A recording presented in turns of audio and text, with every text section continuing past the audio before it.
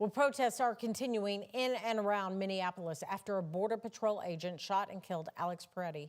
Now, as ABC's Karen Travers reports, the latest death comes as the Trump administration seems to be looking for a way to de-escalate the growing crisis over immigration and enforcement tactics. Today, a major change in the Trump administration's operations in Minnesota in the wake of the fatal shooting of Alex Pretti. President Trump sending his border czar Tom Homan to oversee immigration enforcement in the state, saying Homan will, quote, report directly to me.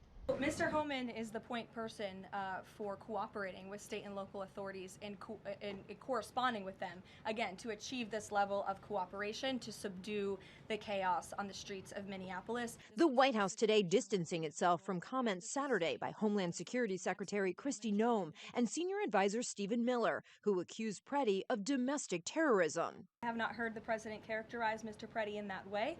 But Press Secretary Caroline Leavitt also pointing the finger at Minnesota's Democratic leaders.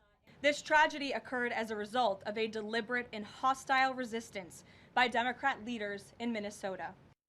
Earlier Monday, Minnesota Governor Tim Walz called President Trump to talk about how the two can work together to find a solution to the unrest over ICE operations. The president posting on social media that he and Walz seem to be on a, quote, similar wavelength. A spokesperson for Walz saying the president agreed to, quote, look into the number of federal agents in Minnesota. Walz called the conversation productive, but in a new Wall Street Journal op-ed writes, I have repeatedly appealed to President Trump to lower the temperature, but he refuses. State and local officials say weeks of protests have had a negative impact on police officers who are spread thin and exhausted.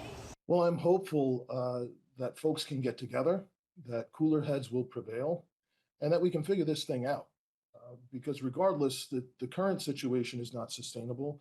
Democrats are now vowing to oppose a package that includes funding for the Department of Homeland Security and 5 other departments. If they do not vote for passage, it could mean a partial government shutdown at the end of the week.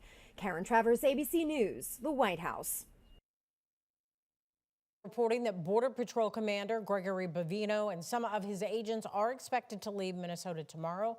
Following this second deadly ICE shooting, Kentucky Governor Andy Beshear is calling for immigration officers to be fully retrained. The way they're going about this, no law enforcement agency in the country would do it. It's putting each and every one of our communities in a place where law enforcement is supposed to protect us, and this group is doing the exact opposite. They're putting us in harm's way.